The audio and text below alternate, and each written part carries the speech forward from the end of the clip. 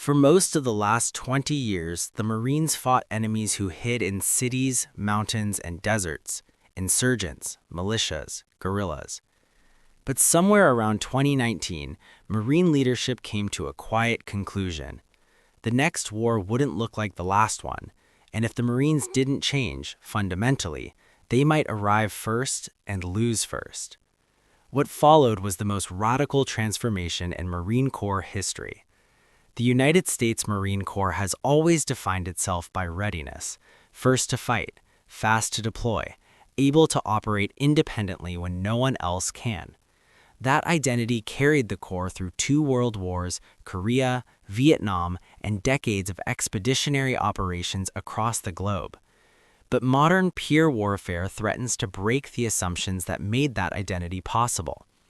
Peer warfare means fighting an enemy with advanced sensors, long-range precision missiles, cyber capabilities, drones, space assets, and the industrial base to sustain them. It means fighting under constant surveillance. It means contested airspace, contested seas, and electronic warfare that can blind, jam, or deceive entire formations before the first shot is fired.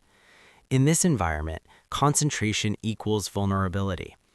For most of the 20th century, American military power relied on mass, large formations, heavy armor, air superiority, secure logistics. The Marines were built to land forces ashore, seize territory, and hold it long enough for follow-on forces to arrive. That model is increasingly dangerous. In a conflict against a peer competitor, particularly in the Indo-Pacific, large amphibious landings would be visible weeks in advance. Ships would be tracked from port, satellites would follow every movement, anti-ship missiles could strike hundreds of miles from shore, drones could swarm landing zones, command posts could be targeted electronically before the Marines even hit the beach. The Marine Corps faced a brutal truth. The very tools that once made them dominant could now make them predictable. So the Corps did something unprecedented. They chose to break themselves, on purpose. To understand how radical this shift is, you have to understand what the Marines used to be optimized for. After Vietnam, the Marine Corps reorganized around the Marine Ground Task Force, or MAGTF. This structure combined infantry, armor, artillery, aviation, and logistics under a single commander. It gave the Marines flexibility unmatched by other services. A MAGTF could fight, move, supply itself, and adapt on the fly. That structure proved devastatingly effective during the Gulf War. Marine units breached Iraqi defenses faster than expected, advanced aggressively, and helped liberate Kuwait in just 100 hours of ground combat. In Iraq and Afghanistan, Marines became masters of counterinsurgency, operating from small bases, embedding with local populations, and sustaining long deployments under difficult conditions.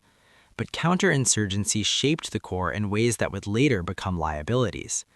To survive roadside bombs and urban combat, the Marines grew heavier. Armored vehicles multiplied, tanks became central again, logistics tails lengthened, bases grew larger and more permanent. Air superiority was assumed, supply lines were rarely contested. This worked until the strategic environment changed. By the late 2010s, Marine planners were looking at the Pacific and seeing a different future, one defined by island chains, narrow straits, long distances, and an adversary capable of striking ships, bases, and airfields from afar. A war in the Western Pacific would not be fought like Iraq or Afghanistan. It would be fought across thousands of miles of ocean. It would involve naval maneuver, missile duels, and constant surveillance. And it would punish anything slow, heavy, or centralized. The Marines realized that if they tried to fight the next war with the tools of the last one, they would fail their basic mission, being the force that arrives first and survives long enough to matter. That realization led to Force Design 2030. Force Design 2030 was not a gentle reform. It was a deliberate rejection of legacy comfort. The Marines began divesting tanks entirely, not downsizing, eliminating. For a service that had fought with armor from World War II through Fallujah, this was sacrilege. Critics accused the Corps of abandoning combined arms warfare. Retired generals warned of disaster. Marine leadership pressed forward anyway. Heavy artillery units were reduced, traditional cannon batteries were cut, some helicopter squadrons were eliminated. The Corps shrank in overall size, firepower was not removed but redistributed. In its place came something new: smaller units, lighter formations, mobile missile teams, unmanned systems, long-range precision fires. Marines trained not to hold ground but to deny it, not to dominate territory but to control key maritime choke points. This wasn't about fighting another land war. It was about turning Marines into a weapon the enemy couldn't easily target. At the heart of the Marine Corps' transformation is a concept called Expeditionary Advanced Base Operations, or EABO. The idea is deceptively simple. Instead of massing forces, Marines would disperse. Small units, sometimes only dozens strong, would move rapidly between islands, coastlines, or austere locations. They would establish temporary positions, often for days or hours, not months. From these positions, they could launch anti-ship missiles, provide targeting data, support naval forces, and then disappear before the enemy could respond. These bases would not look like traditional military installations. No large runways, no permanent infrastructure, minimal signatures, mobility over protection. In effect, the Marines would turn geography itself into a weapon. Island chains would become barriers, narrow seas would become kill zones. Enemy fleets would be forced to operate under constant threat, not from large bases, but from Marines who might be anywhere. This approach directly supports naval warfare. The Marines are no longer just passengers on Navy ships, they are an extension of naval firepower ashore. Sensors, shooters, and intelligence nodes that complicate enemy planning at every level. In peer warfare, uncertainty is power. Modern peer warfare is saturated with technology. Drones observe constantly. Satellites track movement. Algorithms process data faster than humans ever could. Cyber attacks can shut down communications before combat begins. The Marine Corps has embraced these realities, but cautiously. Unmanned aerial systems are now organic to Marine units. Small drones provide reconnaissance at the squad level. Larger systems extend situational awareness across islands and coastlines. Autonomous logistics platforms reduce exposure during resupply. Cybermarines operate alongside infantry. Electronic warfare specialists jam, deceive, and disrupt enemy sensors. Data flows faster, decisions compress, and the battlefield becomes increasingly invisible to the naked eye. But the Corps insists on one principle that has not changed. Every Marine is still a rifleman. This is not symbolism, it is doctrine. In an environment where systems fail, networks collapse, and technology degrades under pressure, the Marines assume one thing will remain: the individual Marine trained to fight with minimal support in chaotic conditions against a capable enemy. Technology enhances the Marine, but it does not replace him or her. That belief shapes everything from training to equipment to organizational culture. The Marines of the next war are being trained differently. Instead of long static deployment, units rehearse rapid movement, embarkation, disembarkation, displacement under pressure. They practice operating with degraded communications, assuming GPS denial, assuming cyber disruption, assuming isolation. Exercises increasingly emphasize naval integration. Marines work closely with submarines, destroyers, and carrier strike groups. The boundary between land and sea operations is intentionally blurred. Leadership is pushed downward. Small unit commanders are expected to make strategic decisions without guidance. Autonomy is no longer a luxury, it is a requirement. This echoes older Marine traditions. In the Pacific during World War II, junior officers often found themselves cut off, improvising under fire, adapting faster than higher headquarters could react.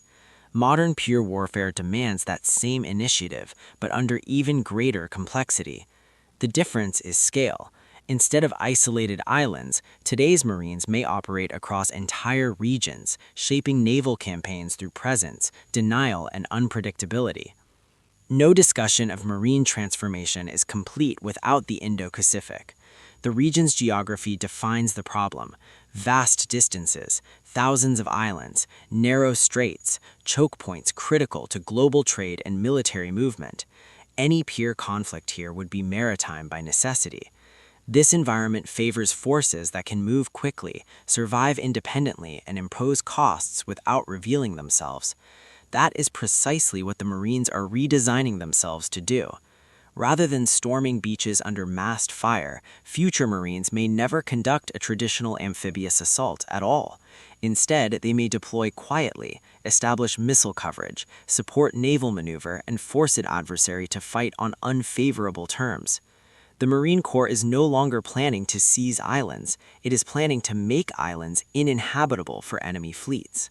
This transformation is not without controversy. Critics argue that abandoning tanks reduces flexibility, that lighter forces risk being overwhelmed, that the Marines are betting too heavily on a specific type of conflict. They warn that wars rarely unfold as predicted. Marine leadership does not deny these risks.